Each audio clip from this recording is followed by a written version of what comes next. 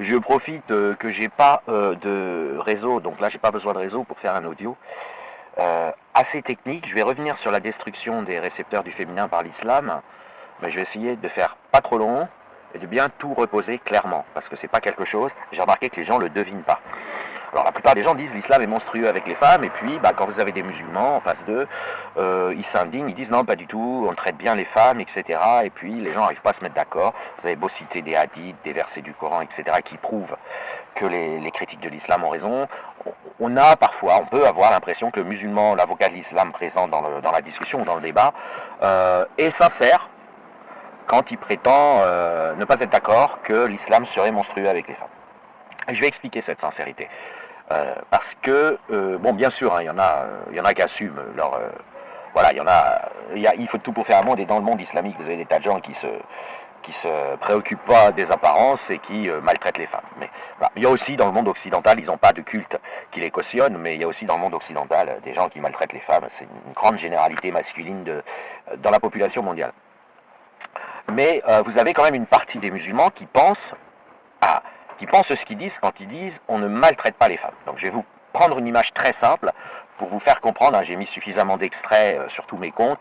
Là, je viens d'en reposter 2 à nouveau, mais c'est les énièmes, c'est les 10e ou 15e extraits que je poste. Je vais vous prendre un exemple. Si vous dites à quelqu'un qui maltraite son chien, il ne va pas être d'accord. Okay. Il va dire moi j'aime mon chien, je lui donne des bonnes croquettes, il va vous faire visiter sa maison, il va vous montrer son panier, là où il dort, ou alors son chenil, s'il a construit un chenil. Il y a des gens qui passent des heures à construire un chenil pour leur chien, qui font tout pour que leur chien soit heureux. Et donc si vous les accusez de maltraiter leur chien, ils vont être extrêmement malheureux. On peut prendre le même exemple avec les chats.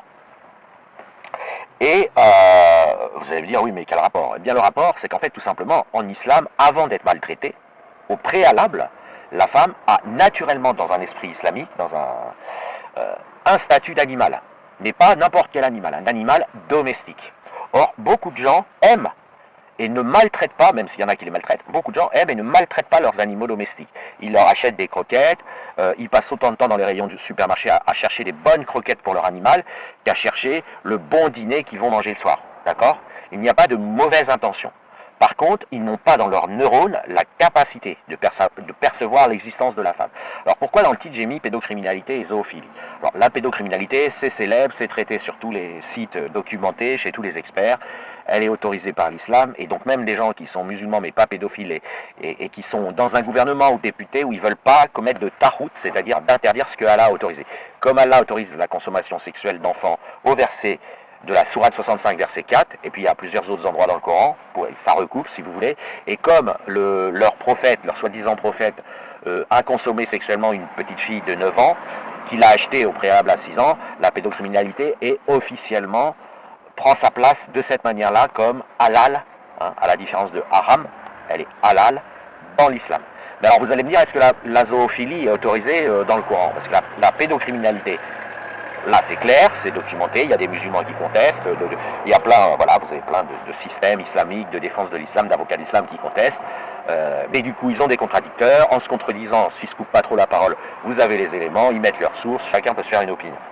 Chacun peut lire le verset 65 du Coran, je rappelle que c'est un verset qui réglemente le délai d'attente entre deux propriétaires de femmes, c'est-à-dire que quand un propriétaire A vend sa femme à un propriétaire B, le propriétaire B doit attendre 3 mois avant de la consommer sexuellement. Ah, il y a une odeur de fumée, non, je sais pas ce que c'est. Avant de la consommer sexuellement, afin de vérifier qu'elle n'est pas enceinte. Donc c'est délai 3 mois. Pendant 3 mois, le nouveau propriétaire ne peut pas toucher à sa nouvelle femme. Pourquoi? Pour vérifier qu'elle n'est pas enceinte. Et ensuite, le verset, il est précis. Il dit que ça concerne toutes les femmes et toutes les petites filles. Ce qui veut dire que c'est une réglementation qui s'applique aux petites filles. Ce qui, évidemment, tout le monde le comprendra, il est possible, en tout cas, pourquoi ce verset existerait s'il avait été interdit de consommer sexuellement des petites filles? On ne voit pas. Okay. Alors, que disent les avocats de l'islam face au verset 65? Que ça ne concerne pas les petites filles, mais les femmes qui n'ont pas leurs règles, mais qui sont adultes. Mais le verset ne le dit pas, et par ailleurs, le verset précise bien celles qui n'ont pas encore leurs règles. Il y a le mot encore dans le verset. Okay. Sous-entendu, elles vont les avoir, donc elles ne sont pas malades. Mais les avocats de l'islam, ils disent, ils dribblent, ils esquivent, ils essayent de dire que ça concerne les femmes adultes qui souffriraient d'endométriose. C'est une maladie qui peut atteindre certaines femmes, très rare heureusement pour elles, qui fait qu'elles n'ont pas leurs règles, même à l'âge adulte. Voilà, ce sont des femmes qui n'ont pas de règles, ça s'appelle l'endométriose. Et les avocats de l'islam disent que le verset concerne les femmes qui n'ont pas leurs règles, et non pas les femmes qui n'ont pas encore leurs règles. Mais le mot encore est présent dans le verset. Donc voilà, vous avez des débats interminables. Par contre, la zoophilie, aucun verset n'autorise la zoophilie, aucun verset ne l'interdit. Le Coran n'en parle pas, il n'évoque pas la zoophilie. Il compare les mécréants à des singes, à des porcs, mais dans un autre contexte. Il dit que comme ils n'ont pas cru à l'islam et qui ne se sont pas soumis au prophète Mohammed, ils sont donc comme des singes et des porcs. Ils ne méritent pas, ils n'ont pas plus de droits qu'un singe ou un porc n'en a. Mais il ne dit pas vous pouvez les consommer sexuellement. Il dit rien. Voilà, il n'en est pas question. Et du coup, pourquoi y a-t-il de la zoophilie? Alors là, il y a quelque chose à comprendre qui est très simple, mais qui je pense est assez facile à comprendre. Qui est simple, subtil, mais en même temps assez facile à comprendre. Le Coran, de la première à la dernière page, de quelque manière que vous puissiez l'interpréter, c'est-à-dire c'est indépendant de ce que pourra vous répondre un avocat de l'islam, il vous suffit de le lire, ça se lit en une journée, hein. C'est un livre assez court, ça fait 600 pages environ, vous pouvez le lire en une journée à raison de 60 pages par heure, vous pouvez le lire en 2-3 jours, vous pouvez sauter tous les passages où il recopie les mythes anciens, il y a beaucoup de passages où on peut les lire en diagonale, c'est la mer qui s'ouvre devant Moïse, tout ça vous pouvez les sauter, et du coup vous verrez, c'est très rapide à lire. Le Coran parle des femmes de manière syntaxique, grammaticale et langagière, très exactement, mais absolument très exactement comme il parle des animaux. Le Coran ne recommande pas de maltraiter les animaux, il ne recommande pas de maltraiter les femmes. Il donne des indications, quand elles sont désobéissantes, comment les dresser. Et de même, il pourrait, c'est pas ce qu'il fait spécialement avec les animaux, mais il pourrait donner des indications au cas où l'animal est turbulent, comment le dresser, etc., etc. Les femmes sont évoquées systématiquement à la troisième personne de cette manière-là. Et là, encore une fois, je ne suis pas dans un débat de détail à dire que daraba, ça veut dire frapper, pas frapper, c'est un débat parce qu'il y a un verset qui dit si tu as peur que ta femme te désobéisse, c'est préventif, hein, si tu as peur que ta femme te désobéisse, et il liste un certain nombre de moyens de coercition, le dernier étant frappe-la. Et il y a des gens qui contestent cette traduction en disant que taraba, ça ne veut pas dire frapper. Je vous renvoie, vous tapez daraba, frapper, verset 434, vous avez des milliers d'heures de discussion sur tous les réseaux internet. Là, je ne parle pas de ça. Le verset, il commence par la femme obéit à l'homme, mais de manière absolument naturelle. Hein. C'est pas, voilà, c'est peut-être le seul, je dirais paradoxalement, c'est peut-être le seul verset où on est surpris qu'il y ait besoin de le dire dans la mesure où la femme est toujours évoquée à la troisième personne comme un objet, comme une propriété, comme un animal. Et comme le Coran évoque à plein de versets les animaux aussi, le traitement est le même, sauf qu'il n'y a pas besoin de dire aux gens, voilà. Un autre élément très important, c'est qu'il n'est pas évoqué de paradis pour les femmes. Alors le Coran ne dit pas que les femmes n'iront pas au paradis, mais il ne donne aucune description, aucune, de ce que pourrait être le paradis pour les femmes. Il n'y a rien dans le Coran. C'est comme si il n'y avait aucune raison d'en parler, comme si de toute façon elles meurent et elles deviennent poussière, il n'y a pas de paradis. Alors les hadiths ont tenté de corriger le tir, mais ils se sont plantés. Ils se sont plantés, ils ont proposé des trucs horribles pour les femmes. Tu vas retrouver ton mari Mouloud, à qui tu as fait la cuisine toute ta vie, bah il va le retrouver au paradis. Donc c'est l'horreur absolue. Ils se sont plantés. À travers d'ailleurs cette erreur, ils ont un peu avoué. Ils ont essayé de réparer l'absence de détails ou de description du paradis, et en essayant de compenser cette erreur, ils se sont enfoncés. En disant, ah, vous inquiétez pas les femmes, il y a bien un paradis pour vous, vous allez retrouver votre mari. Bah oui, c'est ça, ton mari, t'es sous ses ordres, t'as galéré toute ta vie sur Terre, tu vas le retrouver au paradis. Sois contente. Vous imaginez, vous imaginez la tête des personnes qui découvrent ça pour la première fois. Je vous passe, hein, imaginez dans vos têtes une dame, par exemple, de 60 ans, qui a toute sa vie été mariée à Mouloud, elle lui a fait 5-6 gosses, voilà, et puis pendant qu'il regarde le Barça à la télé en chaussettes, en criant parce qu'ils n'ont pas marqué de but, elle est dans la cuisine, elle est en train de faire la vaisselle, elle est en train de débarrasser, ils ont dîné, leurs enfants sont grands, donc ils sont peut-être pas à la maison, et elle se dit, bon bah tiens, j'ai fait plus vite la vaisselle que d'habitude, je vais aller voir, bon, j'ai pas trouvé de paradis pour les femmes dans le Coran, je vais aller voir dans les hadiths, hein, dans Muslim et Bukhari, qui sont les hadiths les plus fiables, les sahih, on dit. Et là, oui, tu vas retrouver Mouloud, et lui, il est en chaussettes avec son gros ventre, en bon Chibani, en train de crier sur le Barça au 14e étage de leur appartement, enfin de leur immeuble, au 14e étage à Saint-Denis, dans une tour. Désolé, je fais une caricature, mais c'est pas du tout dégradant. C'est pour dire, vous imaginez Fatima lisant, tu vas retrouver Mouloud. Le mec, il a passé sa journée, il est à la retraite, hein.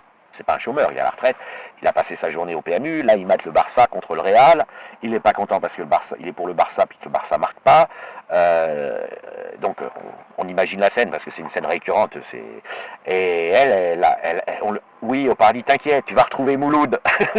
Vous imaginez Voilà, le choc. Donc d'une certaine manière, en voulant réparer la bourde, le fait qu'il n'y ait rien dans le Coran sur à quoi pourrait éventuellement ressembler un paradis pour les femmes, sous l'hypothèse qu'elles y vont, si en plus on leur dit tu vas retrouver Mouloud, alors pour certains il lui a peut-être mis des tartes, en tout cas elle a été soumise, enfin bon voilà. Pourquoi il n'y a rien? Parce qu'en fait on en parle à la troisième personne, les femmes ceci, les femmes cela, et on leur dit, et finalement, est-ce qu'il y a un paradis pour les chats dans le Coran? Non. Est-ce qu'il y a un paradis pour les girafes, pour les chiens, pour les lions? Non. Les chiens sont un petit peu maltraités dans le Coran, et les hadiths sont beaucoup plus méchants avec les chiens que le Coran. Mais il n'y a rien en fait. Bon, maintenant, prenons un musulman. Je ne vais pas prendre un musulman qui n'a pas lu le Coran, qui a été, même si il a forcément absorbé toutes les vapeurs coraniques à travers son identité islamique, et que sans avoir lu le Coran, il a reçu un certain nombre de directives subliminales qui l'islamisent.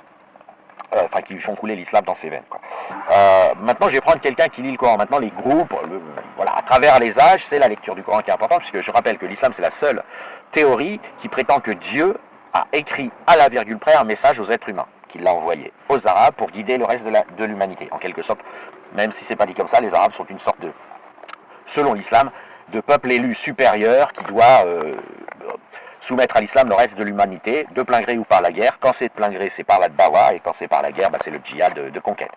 Et c'est ce qu'ils ont fait sur le sud de la planète. Ils ont colonisé tout le sud de la planète. Bon, tout ce paradigme, il contient un implicite pour le cerveau. La femme a le statut d'un animal. Qu'il le veuille ou non, même si vous êtes le plus gentil du monde avec votre femme, elle restera un animal en islam. Alors j'ai déjà fait une vidéo qui explique pourquoi, du coup, les hommes ont besoin, entre hommes, chez les musulmans, on tombe amoureux des hommes. Un homme tombe amoureux des autres hommes. Alors ils l'appellent pas ça comme ça, mais c'est comme ça qu'ils le vivent. Alors, et puis parfois ça va jusqu'à l'homosexualité, assumée ou pas. Alors quand c'est assumé, hein, vous savez, les homosexuels musulmans. Quand ça ne l'est pas, c'est à travers tout un tas de petites organisations détournées qui permettent aux hommes de se frotter entre eux. Et pour assurer des apparences extérieures, ils se battent. Ils font semblant que c'est de la bagarre, parce que se frotter entre hommes ou se bagarrer, ça se ressemble. Donc, de toute façon, ils vont pouvoir vivre une libido homosexuelle. La libido, c'est la partie abstraite de la sexualité, c'est les fantasmes, c'est l'imaginaire, c'est tout le ressenti profond, et procréer avec des femmes, mais c'est là qu'est la structure islamique qu'on ne connaît pas du tout dans le monde libre et qui, d'une certaine manière, n'existe nulle part ailleurs. D'un point de vue islamique, si je résume, alors, bon, déjà, un être fait de chair et d'os, c'est assez méprisé en islam, c'est-à-dire que le musulman méprise évidemment les non-musulmans, mais il méprise aussi les musulmans, c'est-à-dire nous sommes de pauvres créatures, ok, dont le salut se trouve après le passage sur terre. Parce que là, vous n'êtes plus un être fait de chair et d'os, en théorie, parce que bon, je vais passer sur des incohérences, mais vous êtes dans l'au-delà définitif éternel, qui est soit le paradis, soit l'enfer en train de brûler vif, mais même si vous êtes en train de brûler vif, le Coran vous maintient par miracle, le Coran déclare que vous êtes maintenu par miracle en parfaite composition pour pouvoir ressentir les souffrances de manière éternelle. Mais en tout cas, sur la terre, on n'est que des amas de chair et d'os. On est guère mieux que des animaux, sauf si on est musulman. Donc déjà, ça c'est un acquis en islam. Et ça ne les étonne pas que la procréation se fasse avec un animal. Pour eux, c'est absolument normal. Voilà, alors ça s'appelle une femme, c'est un animal parmi d'autres, et en plus du Coran, Bukhari et Muslim précisent bien que la femme est déficiente en raison, c'est-à-dire qu'elle est l'équivalent d'une chèvre ou d'une vache qui parle, qui est capable de parler, de simuler un petit peu des trucs qui peuvent ressembler, concernant les choses rudimentaires, à ce dont est capable un homme, mais elles sont déficientes en raison, selon l'islam. J'ai mis des tonnes de prédicateurs, là je viens d'en remettre un, bon de toute façon c'est écrit aussi bien dans les hadiths, et c'est sous-entendu dans le Coran, ça explique pourquoi elle est évoquée à la troisième personne, comme un vétérinaire parle à quelqu'un de son animal et qui lui donne des conseils, soit pour le maltraiter, soit pour... Un vétérinaire ce sera plutôt pour bien le traiter, mais en tout cas il lui donne des conseils, il lui dit quelle croquette acheter, comment faire, quel produit utiliser, naturel ou pas, pour qu'il ait un plus beau poil, etc. Le Coran gère la femme exactement de la même manière.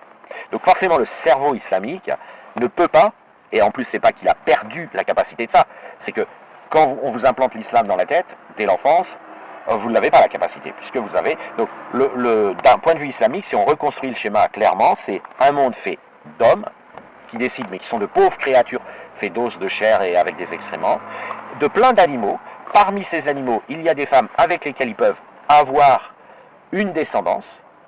Évidemment, ils préfèrent avoir des fistons, des garçons, mais il est utile, et ça ne les étonne pas, qu'il y ait aussi dans leur descendance des filles Donc pour eux, ils peuvent accoucher d'animaux, si vous voulez, mais uniquement parmi ces animaux, ils peuvent accoucher que de femmes, ils peuvent procréer et finalement engendrer que des femmes ou des hommes, mais parmi les animaux non humains, ils peuvent engendrer des femmes. C'est comme ça que se vit et s'installe l'islam, et c'est pas, enfin, c'est conscient et non. Oui et non, ça dépend si vous êtes en Occident, etc. Ok. Et c'est totalement naturel. Et maintenant, on me pose souvent la question, mais pourquoi là, il y a eu cette zoophilie massive, hein, je rappelle, en Algérie, enfin dans les campagnes, ils n'arrêtent pas de violer des animaux. Alors, eux souvent utilisent avoir des rapports sexuels avec les animaux, mais moi je préfère dire violer parce que je considère que l'animal n'est pas consentant et qu'il est victime de viol. Parce que tout simplement la barrière elle est absolument pas, elle n'existe pas dans l'islam. Vous n'avez pas de différence fondamentale. On est tous des créatures. Il y a les hommes qui sont des esclaves d'Allah et de Mohamed. Hein, en l'occurrence en islam ils sont esclaves de Mohamed, mais ils préfèrent dire Allah pour faire semblant de croire en Dieu. Mais surtout ce qu'ils veulent pas c'est aller en enfer. Hein. Ce à quoi ils croient surtout c'est l'enfer. Et encore, c'est un pari de Pascal, ils y croient pas, ils veulent pas prendre le risque que ce soit vrai. Donc ils font comme s'ils étaient sûrs que c'était vrai. Mais globalement le monde il est comme ça. Et donc, là, quand ils forniquent quand ils ont des relations sexuelles avec des animaux, c'est exactement comme quand ils ont des relations sexuelles avec une femme. Et ça, d'ailleurs, on a des vidéos, c'est assez terrible, hein, où il semblerait qu'ils ont une tendresse envers l'animal avec qui ils viennent avoir un rapport sexuel, et même ils ont une tendresse avec la chèvre avant de la violer. Ils sont tendres avec elle, ils la violent, et ils sont tendres à nouveau avec elle après l'avoir violée. C'est assez fréquent qu'on ait des vidéos comme ça dans divers territoires islamiques. Les hadiths, que disent les textes additifs au Coran, c'est-à-dire les témoignages de ce que le prophète commande. Alors là, ils sont très précis.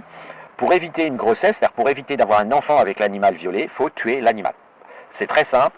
Le musulman qui a un rapport sexuel avec un animal, il faut tuer l'animal. Et la raison évoquée par les hadiths, c'est afin qu'il ne tombe pas enceinte. Voilà. Donc vous voyez, le schéma, il est fait comme ça. Et encore une fois, la peur de l'enfer, l'enfermement dans l'islam, c'est autre chose. Mais une fois que vous êtes enfermé dans l'islam, vous êtes dans ce paradigme-là. Et il est plus ou moins conscient.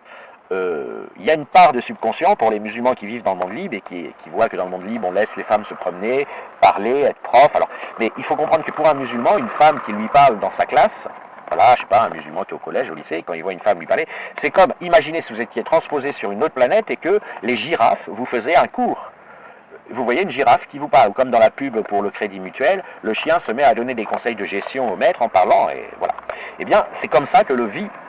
Et donc, bien sûr, il fait des efforts, parce qu'ils ne sont pas tous de mauvaise volonté, ils font des efforts pour se dire, c'est normal, je suis dans un autre monde, je suis en Occident, je suis dans le monde libre, ils s'en foutent, ils n'ont pas reçu le message d'Allah, etc.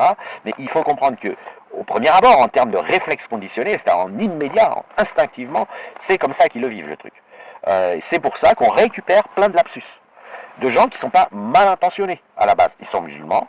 Pour nous, c'est gravissime de faire l'apologie de l'islam, mais ce que je veux dire, qu'au départ, ils ne sont pas mal intentionnés. Ils se disent, ah, je vois une femme, je vais aller lui taper dessus, je vais aller la maltraiter. Non, c'est même, ils ont le même comportement. Un occidental voit un animal qui a faim, par exemple des chats, des chats errants, on leur apporte souvent à manger, etc. Le musulman a la même démarche vis-à-vis de la femme. A priori, il peut l'avoir.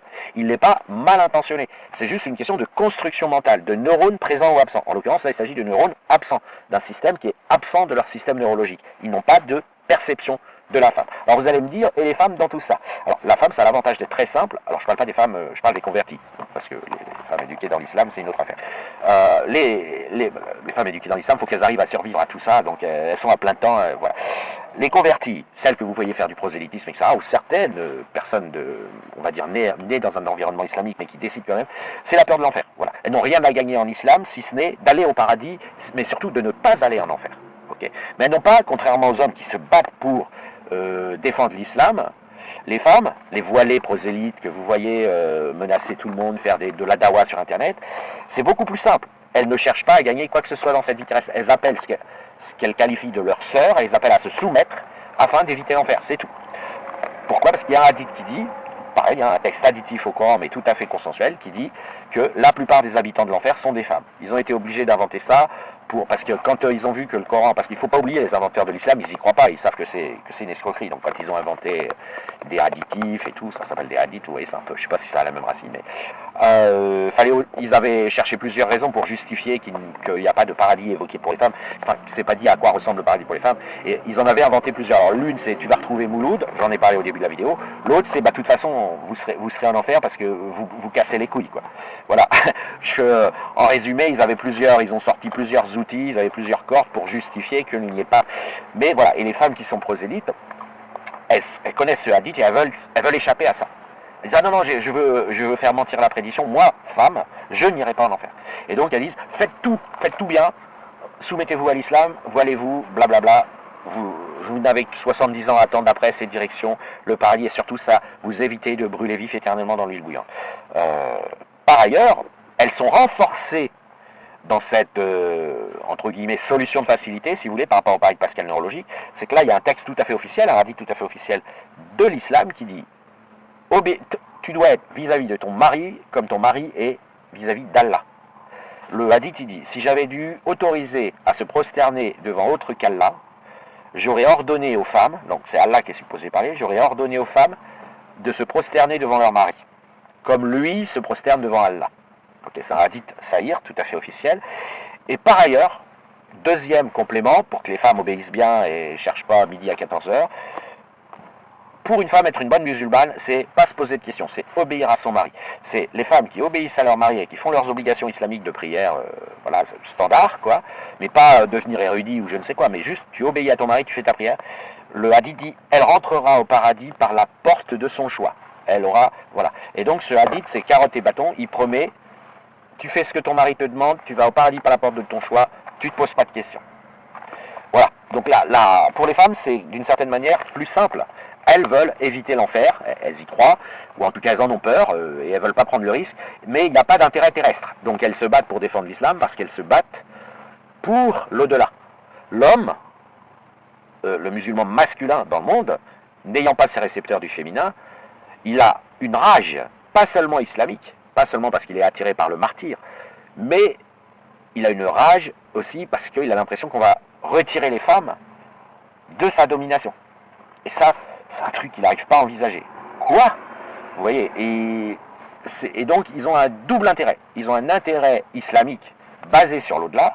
Enfin, là, disons qu'ils ont un open bar. Ils disent, t'as raison, t'es le patron, c'est toi qui commandes les femmes. Mais ils ont aussi un intérêt terrestre, garder l'infrastructure islamique, parce que dans le monde islamique, c'est organisé de manière cohérente avec tout ce que je viens de raconter, c'est-à-dire les femmes, on les achète, on les vend, on signe des contrats, blablabla, ils appellent ça des mariages. Hein, mais... Et du coup, vous avez les marchés, vous avez... Et puis, c'est très sécure. Tu veux une femme, tu vas la demander à son propriétaire. Au départ, c'est son père. Et tu n'as pas à séduire, tu n'as pas à une sélection naturelle, tu n'as pas à t'interroger ou à avoir peur de choses que nous, on connaît bien dans le monde libre, qui est de plaire. Tu n'as pas à te soucier de plaire. Ce que tu dois faire, c'est, tu dois aller négocier avec le papa. Alors évidemment, lui, il va peut-être refuser. Donc tu vas mettre un costard cravate, tu vas montrer que tu es musclé, que tu vas à la salle, que tu t'entretiens. Mais ça concerne le père. Tu vas séduire le père, pas la fille. La fille, elle est voilée, et son père te l'accorde ou pas, point à la ligne. Et sortir de ça, ça les met à la fois en panique, en rage, et donc on est sur des préoccupations qui sont terrestres. Voilà, ce qui n'est pas le cas de la femme. Alors on voit certaines converties qui disent « Ouais, moi ça me rassurerait voilà, d'être l'esclave d'un homme, mais milliardaire, millionnaire, voilà. » Donc là, oui, ce qu'elles se disent, elles sont effrayées à l'idée de finalement exister vraiment dans le monde. Et il y en a qui se disent, souvent elles en ont bavé, hein, voilà, où elles ont peur, où elles n'ont pas réussi à leur examen, elles n'ont pas passé leur diplôme. Et donc elles sont un petit peu attirées par l'islam en disant, ouais, finalement, c'est une théorie qui dit que c'est l'homme qui va devoir me fournir à manger, me payer tout ce que je veux. Et ça leur plaît bien. Mais c'est assez marginal en islam. C'est-à-dire, ça donne des conversions d'adolescentes ou de femmes de 20 ans qui y voient... Un peu comme les gens qui disent, moi finalement j'ai pas envie d'être riche, j'ai envie d'être fonctionnaire, sécurité de l'emploi. C'est la même démarche. C'est là, ouais, j'ai pas envie d'être chef d'entreprise, j'ai pas envie d'envoyer des CV, etc. Je veux un mec qui tient la route financièrement et qui va me donner tout ce que je veux. Voilà. Bon, après faut rentrer dans l'étude anthropologique, c'est un peu plus compliqué.